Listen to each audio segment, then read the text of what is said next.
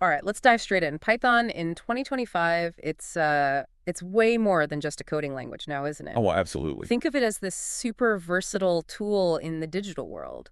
It's behind, websites you browse, complex data analysis, even making big moves in AI. Its reach just keeps growing. Yeah, what's really striking is how deeply Python's embedded itself Mm. across so many different tech areas.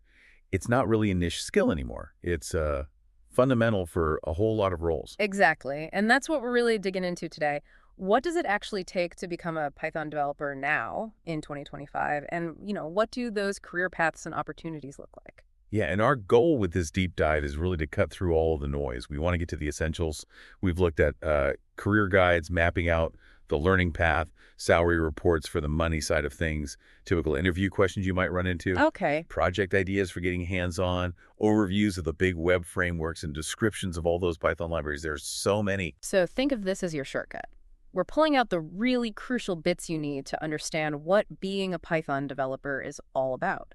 The skills, the salary expectations, the different career directions you could go, all without drowning you in technical jargon. So let's kick things off. In 2025, what is a Python developer really?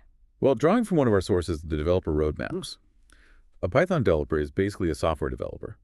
Their main tool is Python, and they use it to build all sorts of things. Like what kind of things? It could be building the back-end systems for websites, the engine room, or writing scripts to automate repetitive tasks, making things more efficient, doing deep data analysis to find insights, lots of different applications. So it's a really adaptable role then. Very adaptable, yeah. And their day-to-day work shows that. I mean, specifics change depending on the project, the company, their experience, Mm. but there are common threads.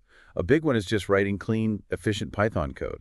That's the bedrock. Right, you can't build anything solid without good code. Exactly. And then managing data structures is really important, especially in data science, where Python rules, basically. Data structures. You mean like lists and dictionaries? Yeah, those are examples. Organize ways to store and get data. Then there's optimizing algorithms, the instructions for solving problems, making sure things run fast. And, of course, working with all the Python frameworks and libraries, things like Pandas for data, TensorFlow for AI, Django for web stuff.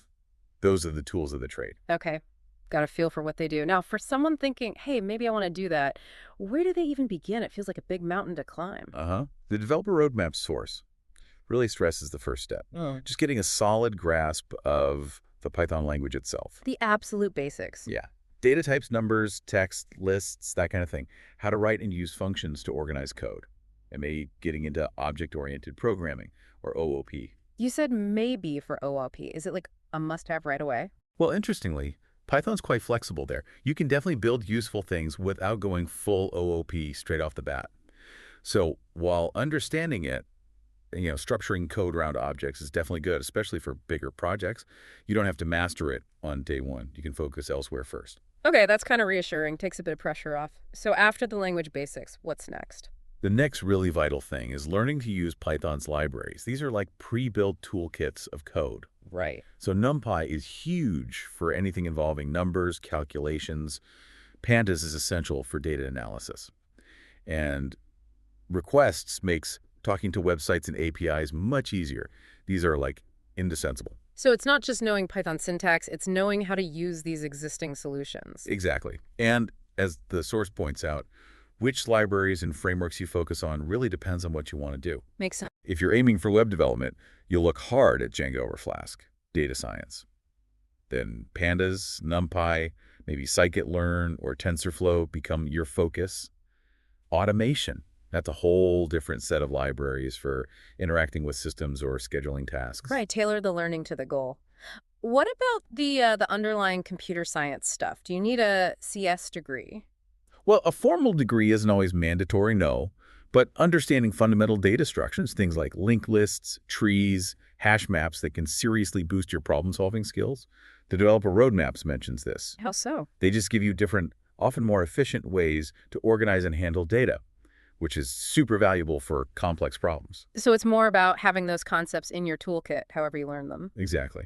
And it doesn't stop at coding. The source also stresses using version control systems, like Git. Ah, Git for tracking changes, right? Yeah, tracking changes, collaborating with others, rolling back if something goes wrong is absolutely essential for any real-world development. You can't really function without it. And I bet having a portfolio, like actual projects to show, is pretty crucial too. Oh, totally vital. The source mentions building a portfolio by doing projects. Could be creating APIs, the messengers between software systems, or automating tasks, processing data, even contributing to open source projects is fantastic. Why open source? Well, you gain practical experience, you work with other developers, learn from them, and it looks great to employers. Shows initiative and collaboration skills. Okay, so we know what they are, how to maybe become one. Let's talk about the why. What makes Python so popular? Why is it everywhere? The developer roadmap source really nails this. It's just so versatile. Look at web development. We've got frameworks like Django, which is full-featured, batteries included, and Flask, which is more minimal, flexible. They let developers build really robust, scalable web apps. And we keep hearing about Python and data science. It seems inseparable now. Yeah, it's pretty much become the default language there. Data analysis, machine learning, AI. You've got these incredibly powerful libraries. Pandas for slicing and dicing data, NumPy for math, TensorFlow and PyTorch for the really complex AI models. They just make Python the go-to tool. Beyond web dev and data science, the big headliners, where else is Python making an impact? Well, automation is another huge one. Writing scripts to handle repetitive stuff saves time, reduces errors. Makes sense. And you also see it in cybersecurity, writing security tools, Yeah. embedded systems, controlling hardware. Even some game development uses Python for scripting. Plus, lots of companies use it for their cloud infrastructure and backend services. Its clear syntax and how well it connects with other systems makes it really attractive for that. It really does seem to pop up everywhere. Now, let's get a bit more specific. What kind of skills are employers actually looking for? And do they differ much depending on the exact role? Yeah, the developer roadmaps points out that skills really depend on the job or industry. Let's take back-end web development, the people building the server-side logic of a website. Okay. For them, knowing frameworks like Django and Flask is critical. They also need to understand RESTful API design. That's a common standard for how systems talk online. Managing APIs, thinking about the overall system architecture, and definitely knowing SQL for database interaction. That's usually key. What makes Python itself so appealing, maybe especially for people just starting out in programming? Several things, according to the source. First, there's this huge ecosystem of libraries and frameworks. They simplify really complex tasks, whether it's web stuff, data, or automation. Often means you can do more with less code compared to some other languages. It feels more approachable. And the community. I hear the Python community is pretty welcoming. Absolutely. It's massive and very active, which means tons of online resources, tutorials, forums. It's generally easier to find help when you get stuck. That's a huge plus. And finally, Python syntax is just simpler, more readable. Plus, dynamic typing where you don't always have to declare variable types up front that generally makes it easier to pick up than, say, C++ suit. It lowers the barrier to entry. Okay, this gives us a really good handle on the skills and uses. Let's shift to something that's often top of mind. Money. Salary expectations. What can a Python developer realistically expect to earn in 2025? Right. According to the Coursera Guide, which pulls data from places like Glassdoor, PayScale, Indeed, and the U.S. Bureau of Labor Statistics, the average annual salary range is pretty wide, somewhere between roughly $81,000 and $124,000. Wow, yeah, that is a big range. What causes that variation? Well, several key things. The guide points to location salaries are usually higher in major tech hubs or places with a high cost of living. The specific employer matters too. Big tech companies often pay more. And crucially, your level of expertise and years of experience. That's a major factor. Okay, let's break those down. What about education? Does having a master's or PhD make a big difference? Based on Salary.com data cited by Coursera, a bachelor's is usually the baseline expectation. While having a master's or doctorate might offer a slight bump in median salary ranges, the overlap is significant. It suggests that while the degree gets your foot in the door, it might not be the biggest driver of salary growth later on compared to experience and skills. Interesting. So experience trumps advanced degrees, maybe. What about certifications? Do they help? They definitely can. Coursera mentions a Pearson VUE report suggesting about 37% of IT pros saw a salary increase after getting certified. For Python specifically, the Python Institute offers certs like PCPP covering programming, testing, data analysis. They're launching a couple more in 2025 too. Having these can validate your skills and potentially boost your paycheck. Right, tangible proof of skills. How does experience level directly impact salary? Can we see a curve? Yeah, there's a clear upward trend. Glassdoor data in the guide shows entry level, less than 1 year, might average around $78,800. With 1 3 years, that could jump to about $90,000. Get 15 plus years under your belt, and the average might be closer to $126,000 or more. Experience really pays off. So sticking with it definitely has financial rewards. Are there specific Python skills that are more valuable, like knowing certain frameworks? Absolutely. PayScale data highlighted in Coursera shows this. Skills like SQL for databases or knowing popular web frameworks like Flask and Django, they correlate with higher salaries. For example, Django expertise might push the average closer to $90,000 compared to the baseline. It reflects the demand for building robust web apps and managing data effectively. And location, location, location. You mentioned that. Where are the hotspots for Python dev salaries? Yeah, it makes a difference. The guide lists cities like New York, Chicago, Jersey City as high-paying areas. For states, it mentions places like Maine, Alabama, Massachusetts, New York, based on Indeed and Talent.com data, usually driven by cost of living and tech industry concentration. Maine and Alabama are interesting inclusions there, not the typical tech giants. Yeah, it could be various reasons. Maybe lower supply of developers driving up demand and salaries in those specific states. Industry matters a lot too. The guide points out that software publishing, manufacturing, finance, they tend to pay higher median salaries for software developers generally, including Python devs. And the big tech companies, the FANGs or equivalent, do they pay significantly more? Often, yes. Glassdoor data cited gives examples like Meta, Airbnb, Workday, where median salaries can be way above the general average, potentially in the 160K, 176K range, or even higher. It's fierce competition for top talent there. Okay. And just for context, how do Python developer salaries stack up against other developer roles, like, say, Java or front end? Coursera provides some comparisons from Glassdoor. It looks like roles such as iOS developers or lead developers might average slightly higher base salaries, but Python devs are often comparable to or slightly above roles like Android, front-end, Java, mainframe, or PHP developers. It puts it in perspective within the wider dev landscape. That paints a really clear picture of the salary situation. Thanks. Now let's swing back to the technical side. If someone's preparing for interviews or just wants to solidify their knowledge, what are the absolute must-know Python concepts? Okay, the Geeks for Geeks list is super helpful here. Starts right at the beginning. Is Python compiled or interpreted? And the answer is? It's kind of both. The standard version, CPython, compiles your code to bytecode first. That's an intermediate step, and then interprets that bytecode. So not directly compiled to machine code, but not purely interpreted either. Ah, bytecode. Got it. That also is fundamental. Basic list operations, like using the extend method to add multiple things, understanding the difference between for loops for sequences and while loops for conditions, knowing simple math functions like math.floor, round down, and math.ceil, round up. Also, the difference between division, gives decimals, and floor division, gives whole numbers. And indentation. I always hear about Python's indentation being crucial. Absolutely critical. The source emphasizes this. It's not just for looks. It defines code blocks in Python, like what's inside a loop or function. Get it wrong, and your code breaks. Okay. What else? More advanced, but key. Yeah. Passing functions as arguments to other functions that enables something called higher order functions. Understanding that Python is dynamically typed, meaning types are checked when the code runs, not before. Right. Any unique Python features? Definitely. The pass statement, basically a placeholder, does nothing but fills a syntax requirement. How Python handles arguments and functions passed by object reference, which affects mutable versus immutable types differently. Lambda functions, small, anonymous functions. And list comprehension's a really concise way to create lists. Super Pythonic. Yeah, list comprehensions are neat. Very compact. They are. The source also covers args and kwargs for functions that need a variable number of inputs. Loop control statements like break, exit loop, continue, skip to next iteration, and pass, do nothing. The difference between sets, unique unordered items, and dictionaries, key-value pairs, knowing the built-in data types. And the big one, mutable versus immutable types. What can be changed after creation and what can't. Okay, that's a lot of core stuff. Anything else foundational? Yep.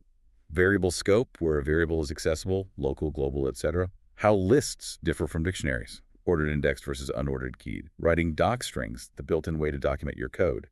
And exception handling using try, except finally blocks, essential for writing code that doesn't crash easily. Right, handling errors gracefully. What about some finer technical points? The source gets into those too, like how Python lists differ from traditional arrays. Lists are more flexible with types. how code is organized into modules and packages using that init.py file. The difference between range, or Python 3 and the old xrange, and Python 2, Python 3's range is more memory efficient, like xrange was. Dictionary comprehensions for building dictionaries quickly, and tuple comprehensions, which actually create something called a generator, not a tuple directly. Wow, okay. That's a deep language. What about more advanced programming concepts? Yeah, they cover sorting. Python uses timsort, which is pretty efficient. Decorator is a way to modify function behavior. Debugging tools like PDB and the logging module. Iterators and generators for memory-efficient data handling.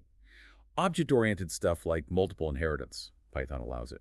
Polymorphism, encapsulation, and data abstraction. These are bigger concepts for structuring larger programs. And the practical nuts and bolts of development. Right, they cover that too.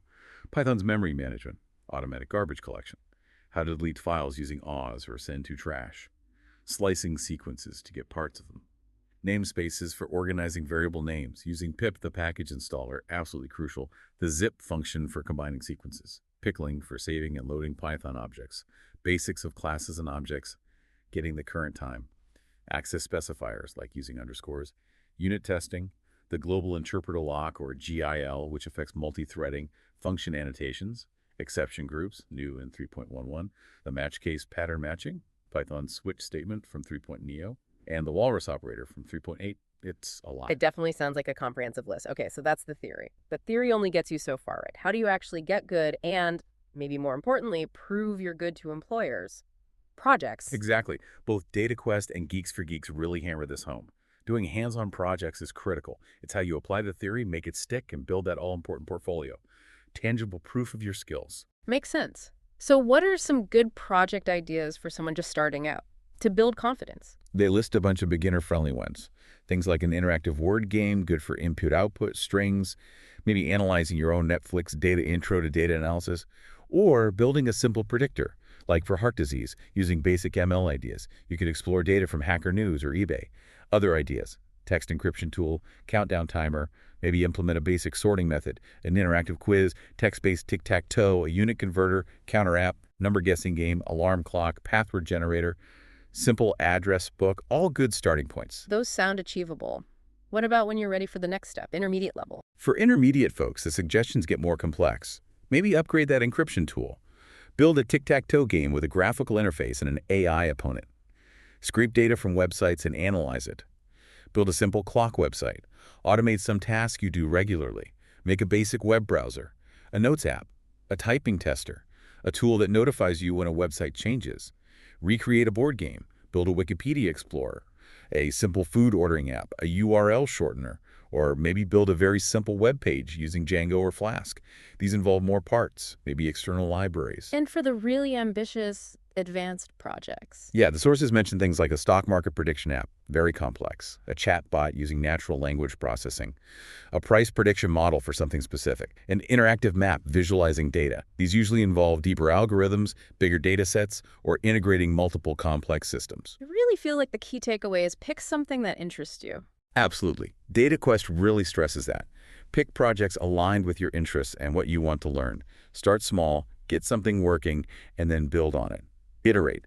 That's how you learn best. Now, we've mentioned libraries quite a bit. Can you maybe unpack that concept a little more? What are they, essentially? Yeah, sure. The Great Learning article explains them well.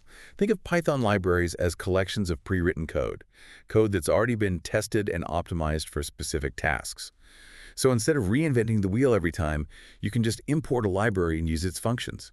It saves a ton of time and effort. Right, reusable toolkits. And you said the ecosystem is huge. Oh, it's vast.